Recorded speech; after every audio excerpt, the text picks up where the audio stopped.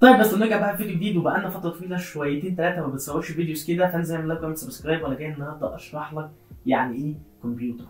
طبعا في ناس كتير جدا بتحاول حاليا تاخد كورسات وتحاول تطور من نفسها، وبتقع تحت ايد تجار حرفيا ما بترحمش. هيلبسك في لابتوب او في كمبيوتر ممكن يكون مش الامكانيات او القطع اللي انت محتاجها لشغلك او للمجال اللي انت داخل فيه. فعشان كده انا جاي اشرح لك يعني ايه كمبيوتر، وايه لازمه القطعه دي، وليه نجيب دي وليه ما نجيبش دي. فانزل اعمل لايك وسبسكرايب. نبدا بقى باول حاجه معانا وهي البروسيسور. عندنا طبعا البروسيسور ده العقل موجود في الكمبيوتر، وطبعا ده من اهم الحاجات الموجوده. وظيفته نفس وظيفه عقلك بالظبط. عقلك طبعا بيبدا ان هو يكلم اعضائك ويبدا ان هو يقول لها اشتغلي. نفس الحاجه اللي بيعملها البروسيسور طبعا يهيئها انها تشتغل. عندنا شركتين بتنتج البروسيسور او السي بي يو او المعالج، وهما انتل واي ام دي. نيجي لشركه انتل، عندها 4 معالجات موجودين في السوق، وهو الاي 3 والاي 5 والاي 7 والاي 9. عندنا في شركه رايزن برضه، او في شركه اي ام دي رايزن 3 رايزن 5 رايزن 7 رايزن 9.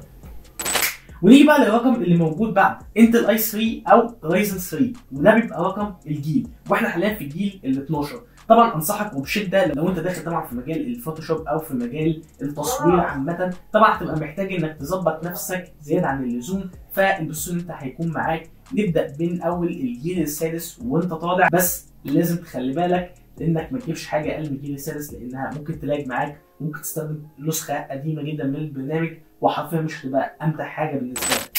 بعد ما عرفت بقى حوار الاجيال، نيجي للحرف اللي موجود في الاخر. طبعا في شركه انتل وفي شركه اي ام دي فيهم نفس الموضوع، وشركه انتل يعني هي اللي فيها احرف زياده عن اللزوم شويتين ثلاثه. نيجي لاول حرف معانا وهو حرف الكي، وحرف الكي موجود في الشركتين، وطبعا ده بيقبل كسر السرعه. وطبعا كسر السرعه ان لو انت عندك البروسيسور ده 2.6 جيجا هرتز مثلا، ممكن يوصل معاك ل 3 مثلا احنا بندي ارقام عشوائيه.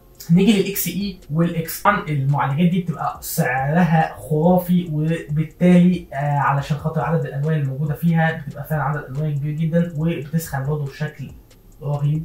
نيجي بقى للاف، والاف ده ما فيهوش كارت شاشه، واحنا بنجيبه في حاله واحده بس. لو احنا معانا كارت شاشه طبعا بنجيب بالاف لانه بيبقى ارخص في السعر.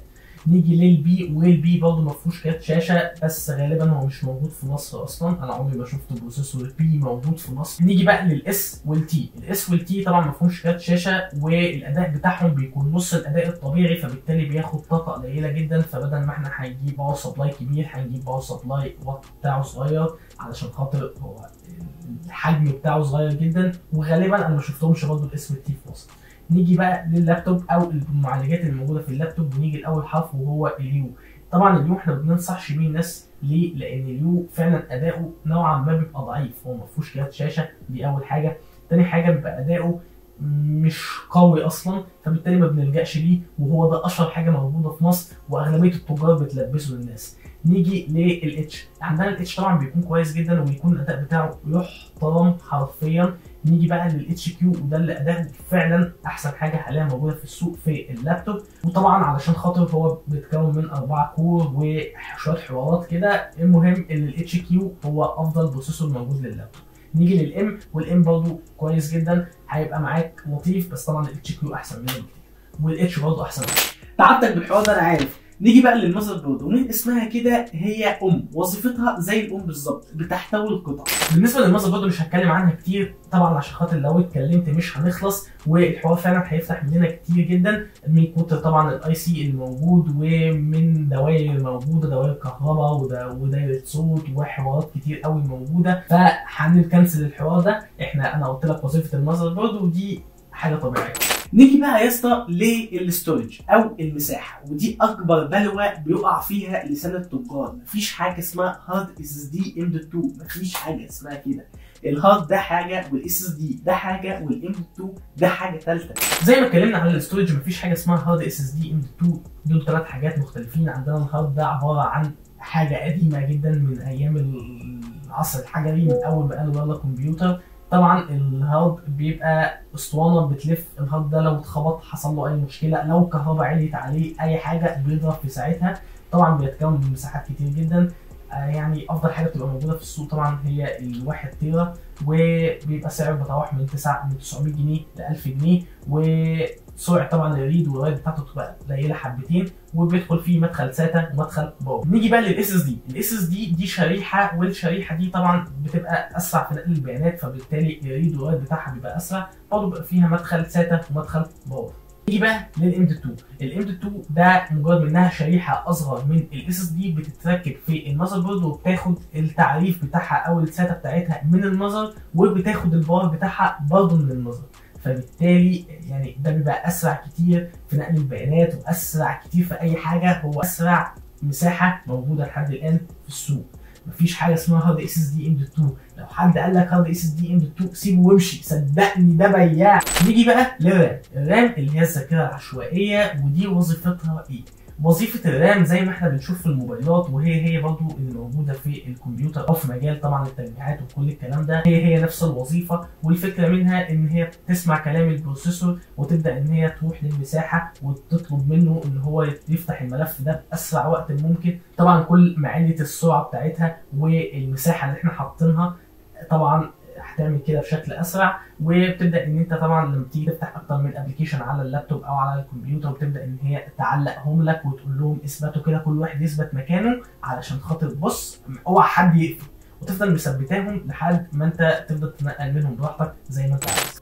نيجي بقى للكيس. والكيس بقى عباره عن كفر. الكفر ده طبعا بيبقى فيه منه غالي، فيه منه اقتصادي، فيه منه تحت الاقتصادي. طبعا الغالي معاك اسعار حلوه كويسه من اول 3000 جنيه مثلا، وهتلاقي ار جي بي بقى ومراوح وشغل تقيل قوي وازاز والكلام ده. طبعا الاقتصادي بيبقى فيه مراوح، فيه ار جي بي بس مش اعلى امكانيات.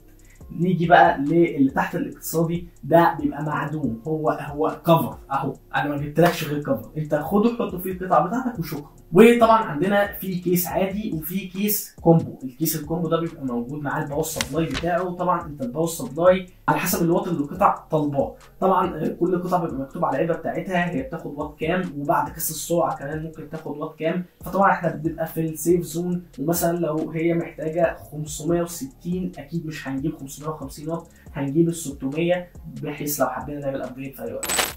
نيجي بقى للجي بي يو. الجي بي يو ده وظيفته في الحياه ان هو بيحسن الجرافيك. طبعا لو انت بتلعب، لو انت بتشتغل، لو انت بتعمل اي حاجه على اللابتوب او على الكمبيوتر، محتاج ان الجرافيك يكون محترم وكويس عشان خاطر تقدر تشتغل بمتعه بصريه كده وانت قاعد بتلعب او انت قاعد بتشتغل، ويبقى الالوان فيها دقه. نيجي بقى للجي بي يو زي ما اتكلمنا كده عنهم وقلنا وظيفتهم. عندنا شركتين بتنتجهم، شركه اي ام دي وشركه انفيديا. طبعا شركه انفيديا تبع انتل، شركه اي ام دي اللي هي برضه بتصنع البروسيسور بتاع رايزن. طبعا الجي بي يو ده بيبقى فيه منه نسختين، عندنا النسخه الافتراضيه والنسخه الاحترافيه. طبعا النسخه الافتراضيه دي بتبقى بتاعت انفيديا وبتاعت اي ام دي، ودي الانتاج الاساسي بتاع الشريحه ذات نفسها او المعالج اللي موجود جوه. نيجي بقى للنسخه الاحترافيه، ودي النسخ بتاعت مثلا شركه اسوس، شركه ام اس اي، كل الشركات دي بتعمل نسخ اسمها نسخ احترافيه.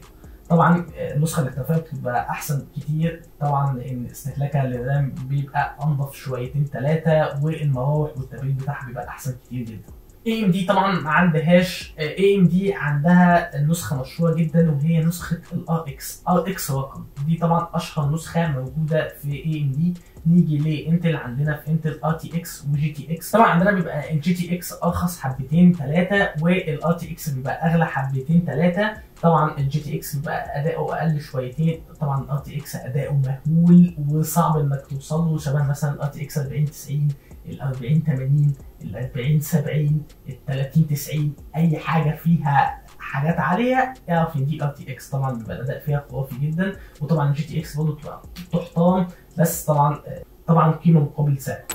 وبس كده يا اسطى، احنا كده خلصنا الفيديو وكده شرحت لك يعني ايه كمبيوتر. فالمفروض دلوقتي تنزل تعمل لايك وتعمل سبسكرايب وتشير الفيديو ده مع كل اصحابك. وبس كده يا اسطى، سلام.